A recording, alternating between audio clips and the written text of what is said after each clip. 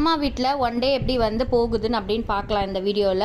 So first வந்து பார்த்தீங்கன்னா ready ஆகிட்டு எங்கே கிளம்புறேன்னு பார்த்தீங்கன்னா ஜெராக்ஸ் ஷாப்பு, அதுக்கப்புறம் கொஞ்சம் பென்னு, இந்த மாதிரி வந்து புக்ஸு இதெல்லாம் வாங்குறதுக்காக கொஞ்சம் ஷாப் போயிட்டு வரலாம் அப்படின்னு சொல்லி பார்த்தீங்கன்னா ரெடி ஆகிட்டு கிளம்பிட்டேன்.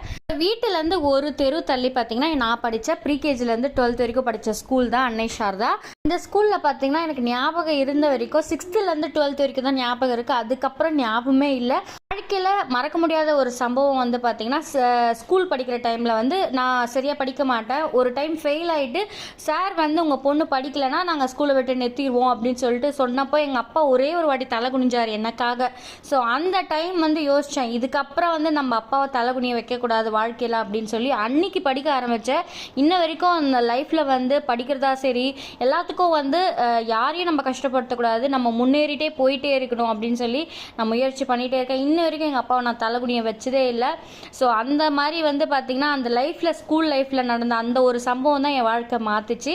ஸோ அதே மாதிரி வந்து பார்த்திங்கன்னா என்னோடய சின்ன வயசு ஃபோட்டோலாம் உங்களுக்கு காட்டலாம் அப்படின்னு, இவங்களாம் அவங்க அப்படின்னு கூட வித்தியாசம் தெரியும் உங்களுக்கு. ஸோ இதில் யார் யார் என்னென்ன அப்படின்னு சொல்லிட்டு கண்டுபிடிச்சி எனக்கு கமெண்ட்டில் சொல்லுங்கள். இந்த வீடியோ பிடிச்சிருந்தா லைக் பண்ணி சப்ஸ்கிரைப் பண்ணுங்கள்.